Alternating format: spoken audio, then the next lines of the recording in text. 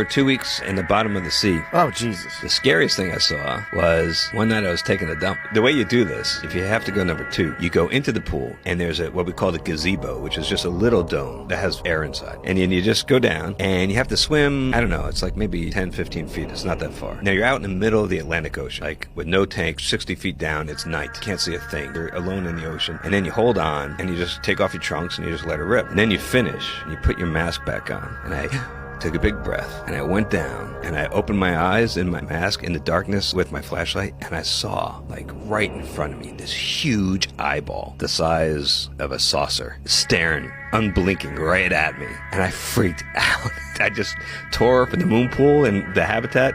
I jumped in there, I surfaced, I'm screaming, and my crew come running thinking I've been bit by a shark or something. What was it? It was a Goliath grouper. Oh, I've seen those things before. They're enormous. Size of a cow. Alafia! My name is Oshun. On this channel, we uncover the creepiest, most unusual haunted TikToks the internet has to offer for entertainment purposes.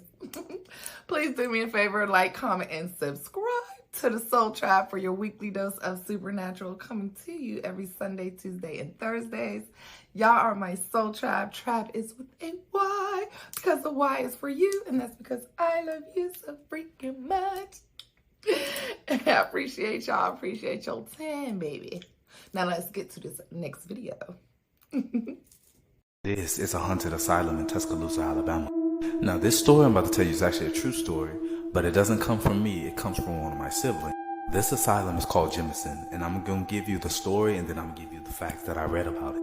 Around when we were teenagers, my oldest brother, came down this long road with a group of his friends, and they were drunk, and they found this asylum. And whilst in this asylum, they had experienced paranormal things. So I looked at some of the facts. The asylum was built in 1939 and closed down in 1977. There were some reports that I read that black people were forced to work on plantations for free in this asylum. This place housed 5,000 people, and 130 men shared a single shower. But the conditions is what made this place very terrible. People slept on the floor. There was supposedly feces smeared on the wall. And a lot of the patients suffered physical abuse here. Now, whilst my brother and his friends was walking through this building, they said they could hear chains rattling. They also said that they could still hear people crying. So I read stories about this place, and I found out that a lot of people actually experience things like people pulling on their hair and feeling like people were kicking them. I know this experience really shook them up, because to this day they talk about this. They talk about how they could hear screams and they could hear footsteps through the building. As an Alabama native, this is something that I want to share about my state. This place has a lot of spirits in it, like a whole lot. That day they went some years ago, I'm glad I didn't, because I'm very energy sensitive and I probably would have had a panic attack. Tell me, what's the creepiest experience you ever had in your life and why you still think about them? Okay, so this story is a little lengthy, but please bear with me. So this story is about my childhood house, which was extremely creepy. Every single person, every family member that lived there had some type of experience in this house. You know, I've heard about things, but it was just like, oh, okay, you know, it never happened to me until one summer, right? I was about like 11, 12 years old. My cousin and, my friend, sorry. We were in this house. My mother was downstairs. This was a 2-flat. So it was an apartment upstairs and an apartment downstairs. So, but at this moment, we had stopped living upstairs because the plumbing and other issues and stuff like that. So it had caused us to live downstairs for about a year or two. So no one had lived upstairs for a while. But we would still go upstairs, you know, to just, you know, be alone, to have fun, play, kick it, you know, as little girls. And so one day we was upstairs in one of the rooms, and we was watching a scary movie. We decided to watch a scary movie. Mind you, this is in the daytime, not nighttime, which was even more crazy.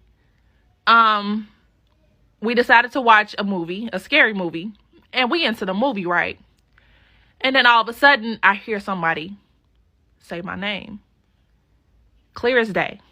Precious. I'm just like, did y'all hear that? Someone just called my name. My cousin and my friend looked at me like, girl, you crazy. And so they just like, just watch the movie, man. And I'm just like, okay. So we watched the movie. It happens again. But this time, it sounds like it's closer. It's coming closer. And I'm just like, okay. Y'all not gonna tell me y'all don't hear that. At that point, they did hear it. So they debated with me talking about some, oh, well, maybe it's somebody outside. Maybe it's you know, it maybe we trying to logically think what could it be or whatever. So we pulled the curtain, looking around outside in front of the house, on the side of the house. Nobody is outside. Nobody is around. And we know my mother's, voice or whatever. And we hear it one more time. At this point, I kid you not, it sounded like the voice was in the room with us. When I tell you that we hit that motherfucker so fast, we got the fuck up out of there and did not look back. What's the creepiest experience you ever had in your life and why you still think about that moment? If y'all been following me for a while, y'all know I've had a lot of spooky, magical experiences growing up. And opposed to a lot of the other stuff I've seen, this one is kind of like PG. So growing up, I was raised by my two aunties, my grandmother, and my mother. And we all lived in the same house. One key thing I remember growing up was my grandmother's brother, because she only had one brother, would always come up to visit her at least once a month. And they were getting up there. They were old, because by the time I was born, my grandma was already in her 60s. Remember also, I've told you on other story times that my grandmother was psychic, because there's a psychic line that runs in my family. Oh, and also side note, what you believe in is what you believe in. And I can vividly remember sometime when my grandmother would be sitting with her brother and they would just be chopping it up, talking and gossip. My grandmother was so intuitive. She could literally tell you the stuff that you did in your day before you got to her house. And she would be accurate. My grandmother was so good. There's a common story that always goes through the family of my grandma was so psychic and intuitive that she would always tell my grandpa when he was cheating. And not like on some women intuition shit, because it could have been that too. Like she would always tell him when he would take the train to Chicago and do his dirt. She would tell him the stuff he did, the place, the person, the woman's backstory, the shit they said in conversation or pillow talk, if you know what I mean. And it would freak my grandpa out to the point where he would be calling my grandma a witch, even though that never stopped him. So occasionally in conversation when my grandma would be talking to her brother in their old age, she would tell him the things he did before he got to the house that day.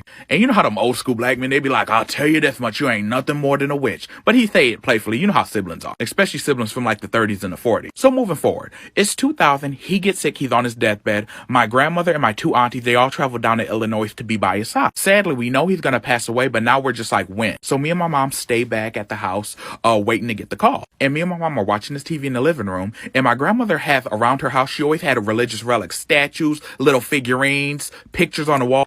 And a key thing she had was 3 dove figurines that she could hang on the wall. And they were right next to that footprints in the sand religious picture, where the one where they're like, when you didn't see footprints, it's when I carried you, that shit. And when I tell you those 3 doves were on the wall since I was born, because you know how sometimes in those old school black elders' houses, they'll have shit sitting there for decades and it'll just have a layer of dust on. But you know better than to touch it because they'll slap your lips off if you do. So anyway, me and my mom are watching TV and we hear something fall off the wall in the dining room. We get up to go see, and we see that one of the doves fall. So instead of 3, there's 2 now. A second later, the phone rings. My mom goes to answer it, and it's my mom's sister telling them that their uncle died, my grandma's brother. My mom pulls out the couch, and she sends me behind the couch that had a lot of shit behind it to go look for it. We don't see anything. It disappears. It didn't break. It didn't shatter. It just vanishes. We tell my grandma, she's all nonchalant about it because, she supernatural down. She's like, oh, it's good to know he made it to the other side. And to this day, we never were able to find that dove. It fell off the wall and vanished. Neighbors spoke to each other on a daily basis. Annie immediately and parents had no reason to worry about their children playing outside. That was until several days following Sarah's disappearance, when the frantic search parties had died down and the town came to the morbid conclusion that any hopes in finding the girl were futile. Communication between villagers broke down. Children were forbidden to play outside now, and a child wouldn't be seen without a parent by their side. Durham became a ghost town. I skipped down the darkening streets alone on my way home, triumphant, as any young child would be, at the fact that now had the entire town to play in without facing the usual torment succumbed to from the other children. Creaking open the wooden door, where my father was dishing up the evening meal, began to salivate with anticipation and hunger. Hadn't eaten all day again as the village children, as usual, had stolen my lunch. "Sit down, darling," smiled father. I jumped onto a wonky wooden chair, licking my lips. They didn't find Sarah slurped through mouthfuls of beef, that poor creasing with empathy. He took a bite of his own food and swallowed, before adding, "Were you tormented by those wicked children today?" My dear shook my head, chewing. "Good. Suppose the town has grown quiet following the disappearance." He swallowed his glass of water in 3 small gulps, taking his dish and cutlery to one side before leaving the room. Sucking at a piece of gristle caught in my tooth unsuccessfully, used my little fingers to pry it out. Looked at what lay in my small hand before me, a red snippet of ribbon and a strand of long, blonde hair. Smiled and continued eating. Tell me a ghost story that sounds completely unbelievable, but is entirely true. I'll go. Okay, so boom, when I was a little kid, I went to this Christian school, right? And the Christian school was like brand new, founded by like one of the oldest Black churches in Tallahassee. And at the time, they didn't have a standalone building for it. They just had like, you know, school in the basement of the church because it was big enough to accommodate, you know, Monday through Friday when the kids would be needing school and space and stuff. So it was a small little situation, you know, it's cute, whatever. The church happened to be situated next to one of the oldest cemeteries in the city, right? So me, a baby medium, coming into their abilities, right? Because it's something for those who are unfamiliar. If you have mediumship abilities, you have those spirit communication abilities, it's something about that age range between like 7 and 13 where shit just start popping off, bitch. Like if your vision, your understanding was fuzzy before, it gets clear as fuck. So it's just like, oh, okay, cool. Dare I say even 6 to 13. But like something about that age range right there is when like, if the lights are on, somebody is home. You know what I mean? So like things just started happening. I guess that would be like one of my first spiritual awakenings that I can remember. So I'm just going to school, just trying to cope with school shit. But it's a whole bunch of other spiritual activity that was going on that you couldn't really talk about because 1, Christian school, 2, it was a predominantly Black school. I'll just say all Black school. And this was back in the 90s, bitch, they didn't play that. You know what I'm saying? And I had the good sense to know, even at that young age, that I needed to keep my fucking mouth shut, right? So there was this one particular day where my class was towards like the back of the church. So like deep in the fucking basement, bitch, like under the ground. And I remember sitting in my class and like, you know, where we were, I was sitting sideways. So if someone is walking past the door, like if a teacher pops in, you know what I'm saying, you can see it out of your periphery without actually having to look. And I remember there was this one particular day where, important to note, where my classroom was, there were stairs from the top level of the church that came down on that side. Like, so there are stairs on one side, stairs on the other side. And the stairs like were right by where my classroom door was, right? So it wasn't uncommon if people were like upstairs cleaning the church or like preparing for like, they used to have like, I think on Wednesdays or whatever day, they used to have like a midday like prayer situation. So it wasn't uncommon on those particular days or if they were having events to see people coming down the stairs walking past your classroom, right? So I'm sitting in class one day, everybody's chilling. I hear like music upstairs, like an old school dirge, you know what I'm saying? Like it sounded sad, like a funeral. And I'm like, why the fuck are they doing this right now? Like we got school, why are they doing this? And then all of a sudden I just see people and like dressed in black and white. I remember clearly, because usually when you see spirits, if there's like residual energy, you may see them, but they don't see you. Like you don't exist in their timeline, right? So I remember this one particular lady, she looked at me and I looked at her, and she looked at me and I looked at her. And she was just like, oh, this little bitch can see me. And then she went on about her business. And I'm like, okay, maybe they are having something. But then it dawned on me like she was the only one who did that. And she wasn't dressed how people, even for a funeral in the 90s, should dress. It was giving Little House on the Prairie. It was giving, like, you know what I'm saying, like Harriet Tubman. It was giving old. You know what I'm saying? Like, I knew even then, like, one of these things is not like the other. One of these things just doesn't belong, bitch. And then it wasn't until I asked my teacher, I was like, are they having an event upstairs? Is like something going on? And they were like, my teacher was like, no, it's not. She didn't hear no music, bitch. She didn't see nobody. She didn't see the procession of people coming down the stairs. She didn't see none of that shit. Just a regular, you know, school day. My only problem with that is, so everybody in the funeral was passed away, including the person who's for the funeral. So I don't know. What y'all think about that story? All right, y'all, so this is part 2 of Terrence's story. So I left off in the first video where Terrell's dad went to go investigate the house, you know, took his gun and went to go investigate. And he came back, like I said, 10, 15 minutes later. He told Terrence, hey, you nobody up in your house? He said, I looked everywhere. And Terrence said, man, no, I'm telling you. He said, well, do you think somebody could have came through the back door?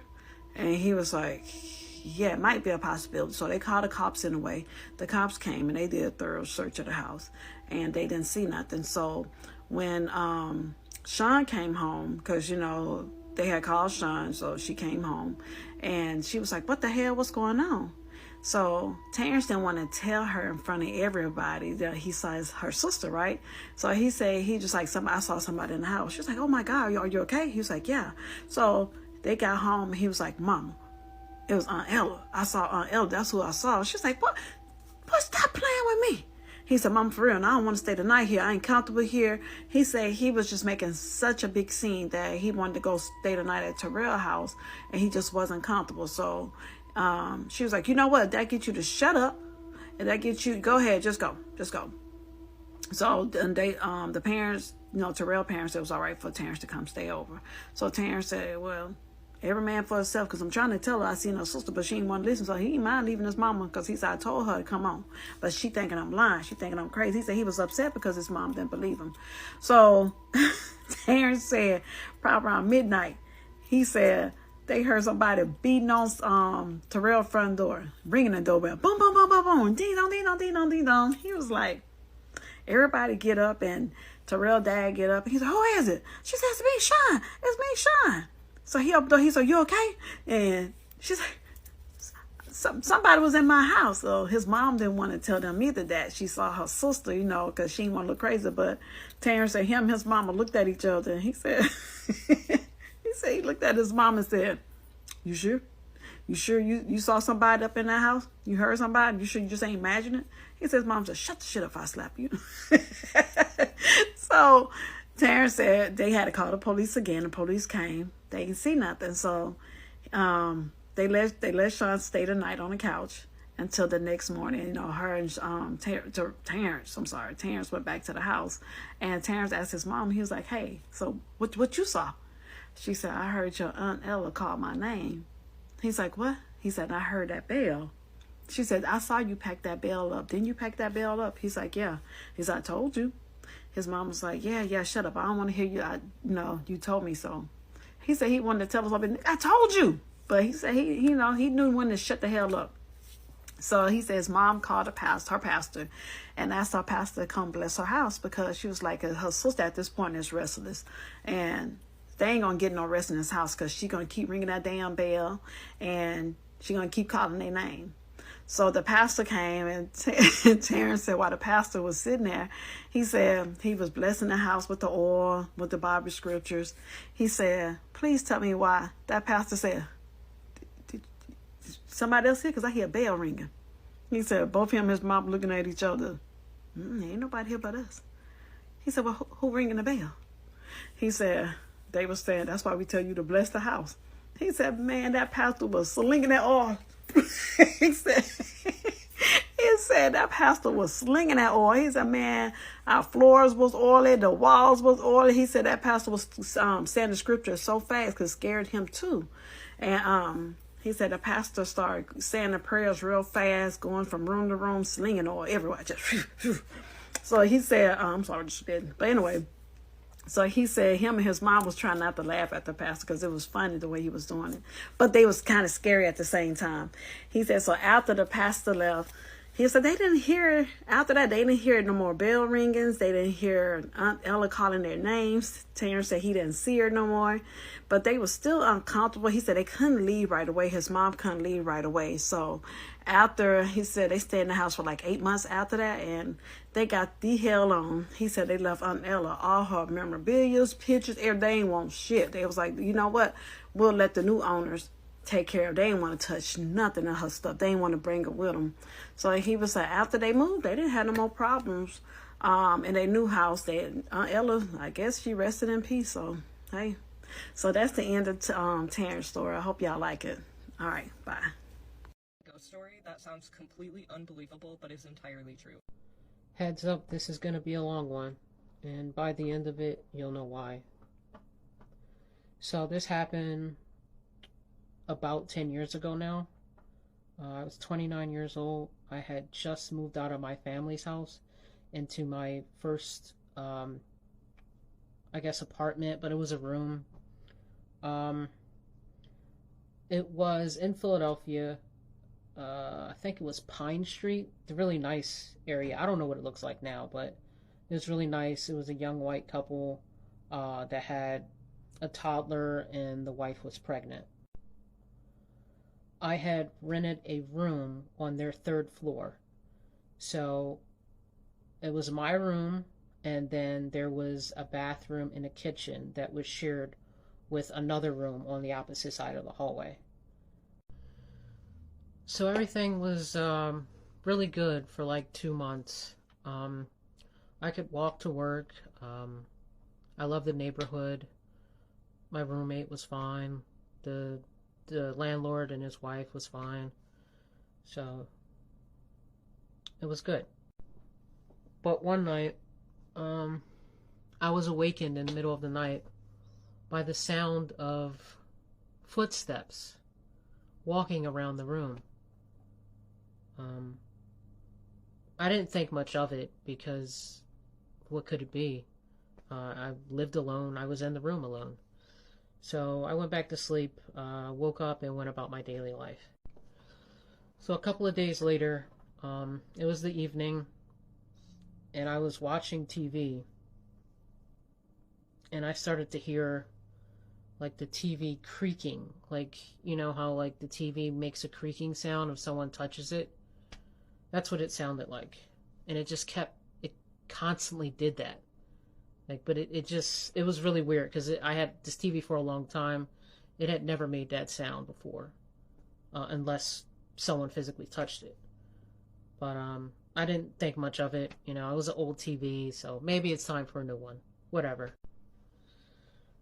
So there was another time I had got off of work early, and I was studying for my pharmacy technician exam at the time. So I'm in the room, I'm studying, and then I start getting tired. It might have been like the evening, early evening. So I go to take a nap, and as I'm laying down and trying to go to sleep, I feel something touch my face. So I get up and I'm looking around. I'm like, what was that? So I still try to brush it off because it was like, this can't be what I think these events are. It just can't be. Like, it makes no sense. I'm not doing anything. I'm not provoking anybody. I know this is an old house, but the landlord and the landlady, they they own the house. They usually host college students. I was a young professional at the time. I would hope they would have said something if there was something. So I'm trying to look at this situation logically, and I'm just continuing to ignore events. Until one night, I wake up and it feels like something touched me. Like I was already about to wake up, and then I felt something touch me. So I'm sitting up in the room and I'm terrified. It's the middle of the night and I'm just like, please go away.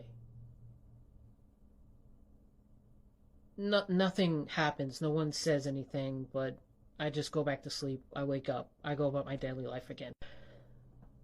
So the next night,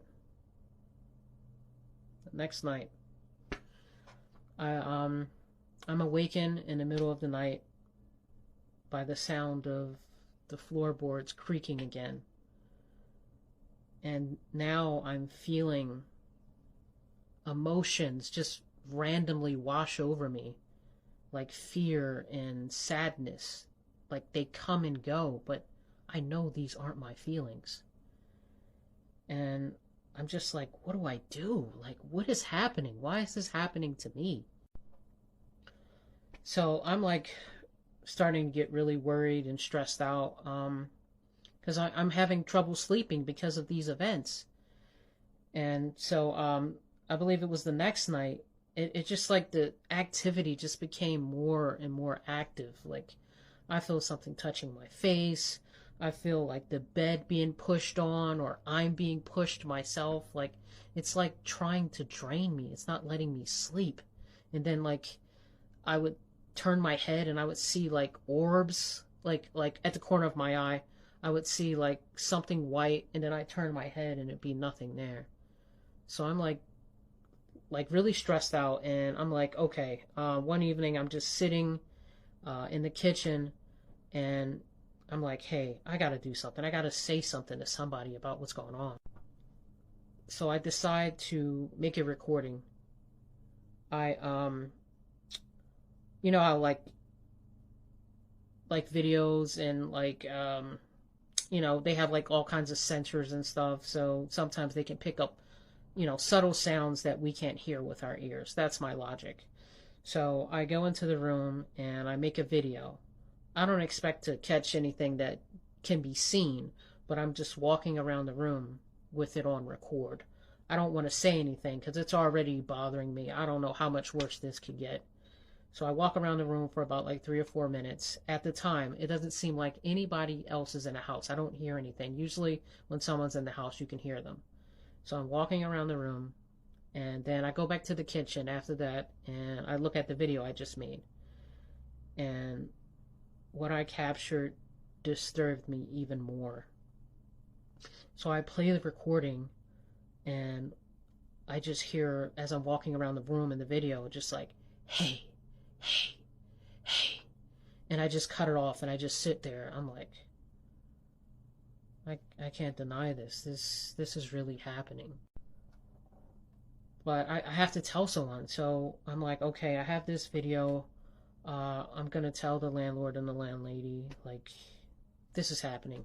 They're probably going to think I'm crazy, but like, what do? I can't keep living like this. So I contact them, and they were like, hey, yeah, we can have a meeting and talk about what's been bothering you. I didn't tell them at the time when I asked them I needed to talk that this was what I was telling them about. So I think like a day or two later, we meet on the first floor, and we're sitting on the couch, and I tell them like, hey, I think this room is haunted. And they look at each other and they're just like, we've never heard anything like that before, and we've been here for about 5 or 6 years, or whatever time frame they said. And I'm like, I don't know what to tell you, but I've been experiencing a lot of activity. And I told them what has been going on, and I'm like, hey, yeah, this is a video that I made. And so I showed them the video of that sound, of whatever was making that hey sound. And the man, he, you know, the landlord, he just like laughs it off, like, oh yeah, that could have just been me. I'm like, that was not you. Like, I know what you sound like. I didn't say that to him at the time, but it was like, that wasn't you. I was in the house by myself at the time. And he like brushed it off. It's like, yeah, you know, maybe you're just stressed or whatever. I don't think it's anything paranormal. So the wife finally says like, hey, my father's a pastor. He lives in another state. So maybe he can like virtually bless the room to give you some sort of peace.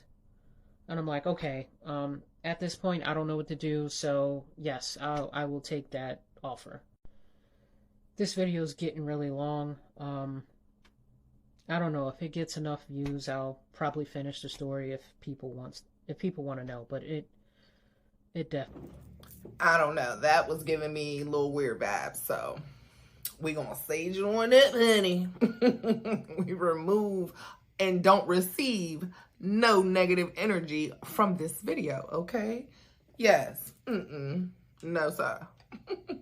It's a group of women called the Scarlet Skillets. Now, the Scarlet Skillets is a group of black women who don't play no games, boy. So what it is, you know, they great housewives, man, cook, clean, you know, take care. If you got kids with them, they take care of the kids, do everything great, take care of you, take your shoes off when you get to the house and rub them bunions and all that. They great women, man. But if you cross them, I'm talking about taking it too far now. I ain't talking about the typical stuff, cause like I said before, you know, black women will stick with you through World War III, man. You know, I ain't saying other women won't, but I only ever been with black women, and all I know is they got your back. I'm talking about they got hold you down to the ground, boy. You got a dang near strap a stick of dynamite to a black woman to get her to leave you, boy. But anyway, if you mess with these women and make them upset, they just hit you. They go to the old school thing, the cast iron skillet. Now, a lot of people now, a lot of these young women now, you ain't got to worry about them hitting you with no cast iron skillet. They might hit you with one of them styrofoam containers, but you know they'll be cooking better. So you ain't got to worry about the skillet. You might have to worry about them hitting you with a container. But back in the day, women had them skillets. So these women, what they do is they train up the young women, and then they pass along the skillet to them. So like once they get married and all that, you know, the only thing they give them with, you know, they to give them the stuff, but the main thing, like they present them with their own skillet, and they say cook with it, and the skillet is supposed to be like blessed, where it make like the best meals ever, but it's also got another use, and that's for talking to your man in the back of his head. So how you know if you finna get skilleted is if she make you a certain meal. I'm trying to think, am I gonna tell y'all what the meal is? Cause I don't want to get a sister's secret away. But it's a special meal they make, and once you make that meal, they gonna let you get about halfway through it. And while you eating that meal, the meal's supposed to make you repent. It's supposed to be where you come and say, you know, man, baby, my bad. You know, I'm sorry, I should have done. You know, I ain't never gonna do it again. You know, that's when you supposed. But if you don't, all you gonna hear is bling, bling, bling, bling, bling. Tell me, what's the creepiest experience? Okay, yeah, I've been waiting on this moment. Okay, so I'm gonna tell you the creepiest experience I had. This when I was probably like 4 years old, back in Mobile, Alabama, back in the early 80s. It was hurricane season, and this particular night, the hurricane was coming through and knocked all the power out. And my grandmother at the time, she always made us sit down, and we had to just sit in the dark room, just sit in the middle of the room, don't do nothing. We couldn't play cards, we couldn't play none of our toys. We just had to sit there and just stare at each other.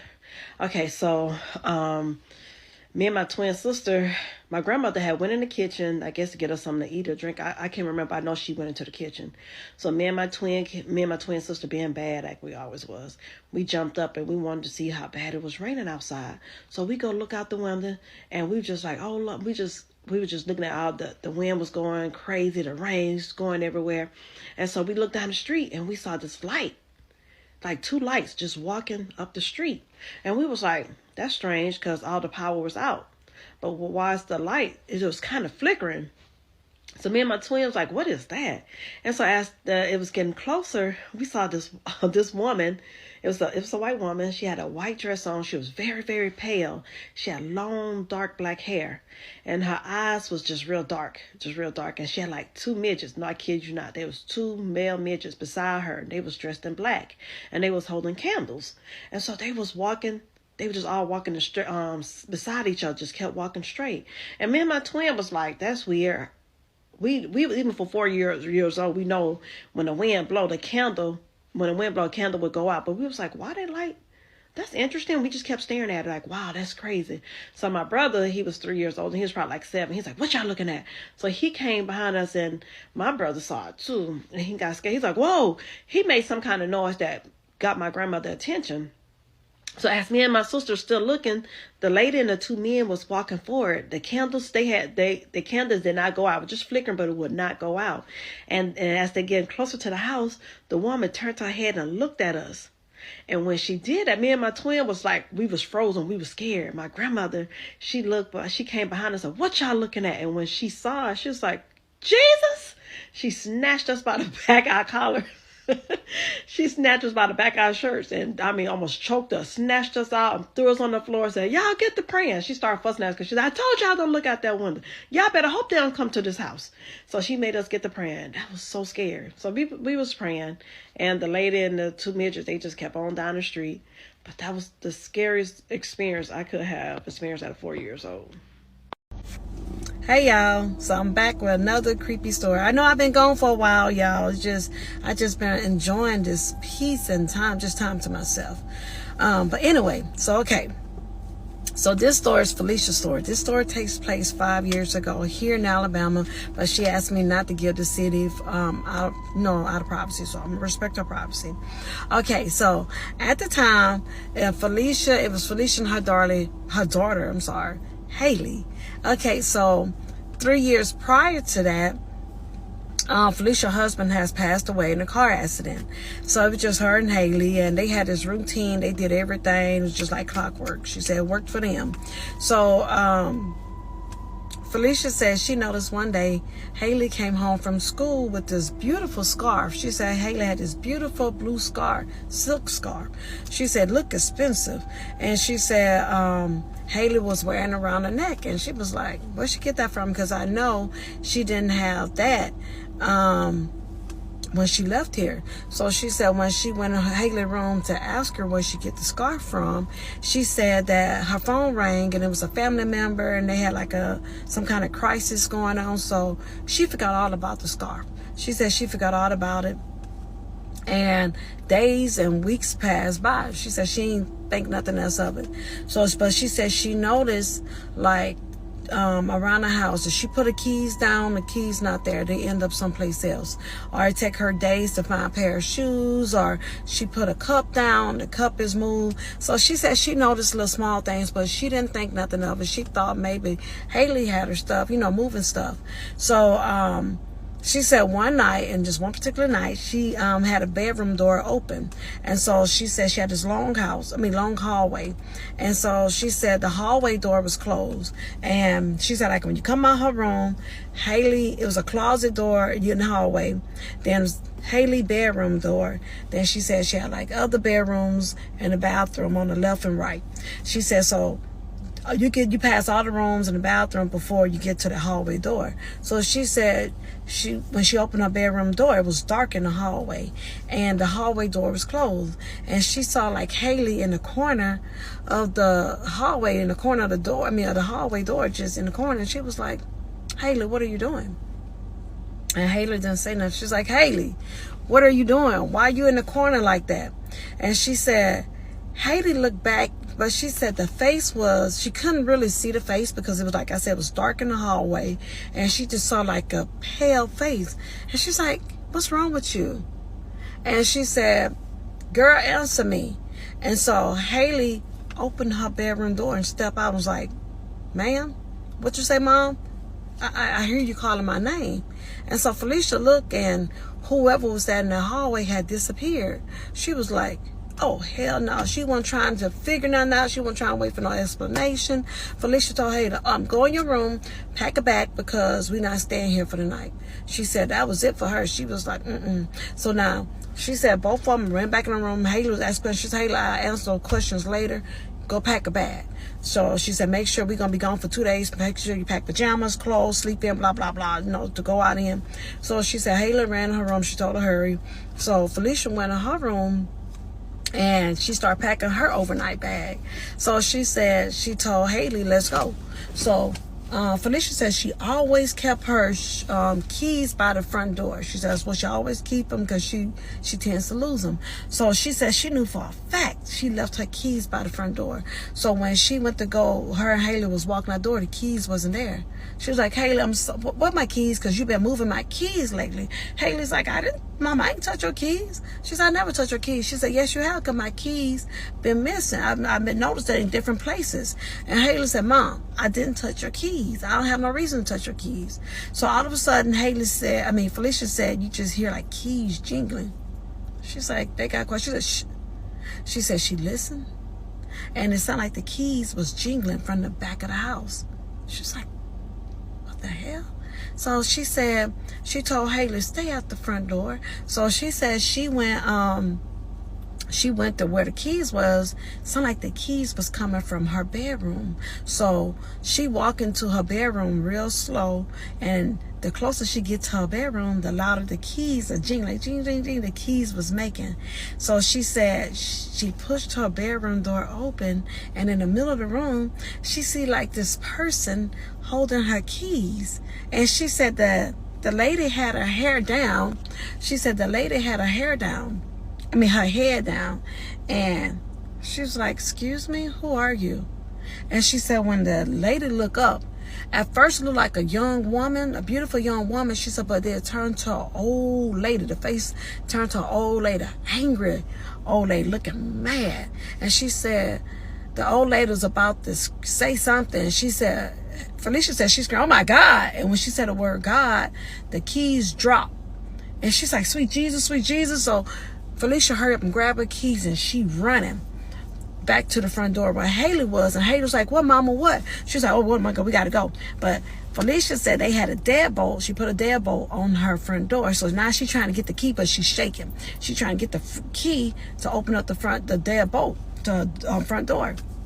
And she said she hear like scratching, like on the wall, like coming down the hallway. And she said she hear giggling like, man. Felicia said she almost shitted on herself. She said it scared her so bad. She said now Haley hugging her like, Mama, who's that? Who's that, Mama? Because she know nobody's supposed to be in the house but them two. So now she's like, oh my God, oh my God. So she hurry up, and she said she managed to get the key in. And she said as soon as she opened the door, she can see out her peripheral view like somebody stepped from the hallway. Felicia said she ran out that door. She said, baby, she said, I left my bag sitting out on the floor. She said, damn them clothes. She said her and Haley ran to the car. They left the front door wide open. They didn't give a damn who went up in that house. So she said when she got in her car and went to pull off, she looked back because she had to pass her house to get out the neighborhood. She said when she looked back, she saw like this old lady mean just standing there in the doorway scowling at her. And she said the door just slammed. The front door slammed real loud. She was like, oh my God. So she rushed to her friend's house. Named Christina. And she was like, oh my God, oh my God. And so Christina's husband, Doug, was a pastor.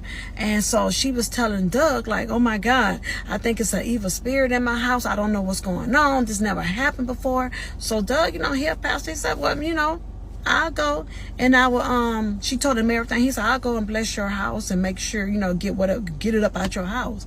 So he asked Christina to go with him. And she looked like, cool, I got to stay here with my friend and, support her. I ain't going with you. So he was like, I ain't worrying about it. I can get the deacons to go with me. So she was like, that's what you got to do because I'm not going. So Doug told them all three of them to stay put and they'll be back in a couple hours. She was like, okay. Baby Doug came back like somebody whooped his ass. He been drugged through the mud. She said, Felicia said, baby, he had scratches all on his face. She said like something, like how you scrape your knee or something on your elbow on the sidewalk and you get the strawberry bruise. She said, baby, he like somebody was drugged him. Shirt was all ripped up and dirty. She said he was huffing and puffing. She's like, oh my God, what happened? He said, man, I don't know what was in your house. He said, but I think we got it out. He said, did you bring something in that house? Did you say?" He said, "Because you said it never happened, right?" She said, "Yeah, I ain't bring nothing new in my house." He said, "Did you bring anything used?" She's like, "No, I ain't bring nothing in my house. I ain't got money like that. I'm trying to save my money." So she said, she asked Haley, "Did you bring anything in the house?" And Haley was like, "No, I don't think I ain't bring nothing new." "Well, yeah, the scarf my friend gave me." She's like, "That scarf, where the hell you get that damn scarf from?" And she's like, Haley was like, okay, I'm gonna go to part, I got another minute, so I'm gonna go to part 2. And she said, "My friend, she gave it to me because, Haley loved blue. She loved the color blue." And she said, her and her best friend, Ashley knew Haley loved blue, so she decided she'd give Haley her grandmother's scarf. Now, Ashley's grandmother had passed away, and her grandmother was attached to this scarf. But since Ashley thought, well, they 7, 8 years old. My grandmama did. What's she gonna do with this scarf? She don't need it no more. So she gave it to her best friend Haley. So Haley was wearing the scarf, and the guy was like, "I don't think you should have brought that in there. That lady probably still attached to that damn scarf." So Felicia decided to call Haley mom. So let me go to part 2 and finish.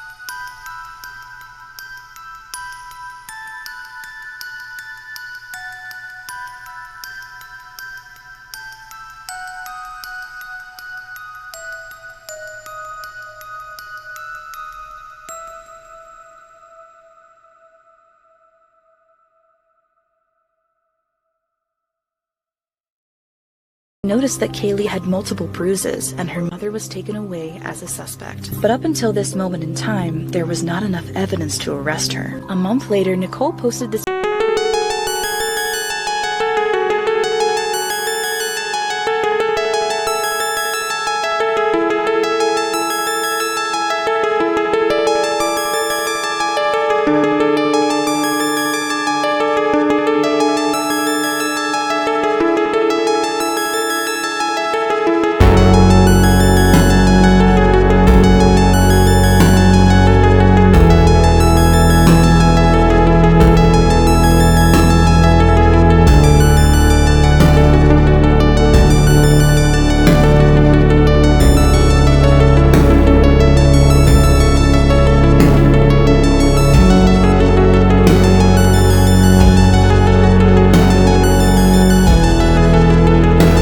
Was justice really served in the end? Thanks. Hell no, if they only got 13 or 14 years for taking a baby's life. Like, that's craziness. That's crazy. That's really sad. Prayers to that baby. A ghost story that sounds completely unbelievable but is entirely true. I'll go first. All right, so I want to hop on this trend, and I just want to say that this story is not my story; it's my father's story. And mind you, my father is not even big on paranormal stuff at all. So he said that.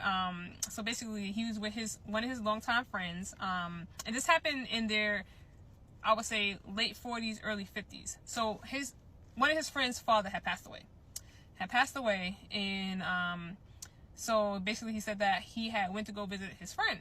Now, mind you, his friend lived with his father in the house. It was like a 3-story house. So a few months go by after his father has passed away. So my father goes there and, you know, just to go visit, see how he's doing. And he said that they're talking downstairs on the first floor in the living room.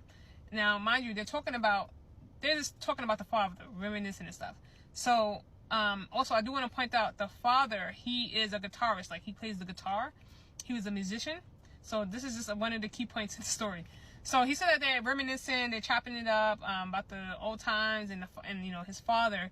And then all of a sudden, his friend goes, "Shh, you hear that?" And my father was just like, they could have sworn that they heard the dad's guitar playing on the second floor in one of the rooms. All right, so when they got quiet, they didn't hear anything. So they continued to talk because they brushed it off. They were just like, whatever. So they continued to chop it up and whatever. And then all of a sudden they hear it again. And this time they hear it like clearly. So my father's friend was like, no, let me go, you know, see what's going on. Like, so they go up to the second floor. And then as they're getting closer to the room where they kept his father's stuff, the guitar playing gets louder and louder. So when they got to the door and the friend like opens the door and then the guitar playing completely stops, it was just like dead silence. So they both looked at each other like, what the hell? And then all of a sudden, like he said that they heard somebody, it sounded like somebody was running back and forth on the third floor. So my father's friend was like, I think somebody broke in my house or something like that. And my father was just like, nah, I don't think that's anybody breaking in your house. So they end up checking on the third floor to see if if there was anybody there or whatever, or somebody broke in. And there was nobody on the third floor. There was nobody in the house. So after that, immediately my father left right after that because that freaked him out. And he was just like, he don't believe in the paranormal. So that was just like a weird experience to him. But yeah, he said that was his last time visiting him at that house because he was like so freaked out. But yeah, that's my little ghost story. It's not really scary. It's more so like, I don't know, if you want to call it scary, you can. But I found that, I don't know, I think that was really like, I mean, that would freak me out too. A black woman gets arrested, but when the cops find out who she is, they go pale. Monica, an African-American woman, had just finished work in Atlanta and decided to stop by a convenience store to grab some essentials. As she walked up to the counter, Sarah, the cashier, gave her a suspicious look. Exhausted from the day, Monica brushed it off, figuring it was probably because of how she looked. While browsing the aisles, she couldn't shake the feeling that someone was watching her. Nervous, she kept shopping, trying to ignore it. After all, she dealt with prejudice before and knew how to handle it. Outside, officers Daniel and Michelle sat in a patrol car after receiving a report about a suspicious person. The cashier mistook Monica's tired demeanor for something more sinister and called the cops.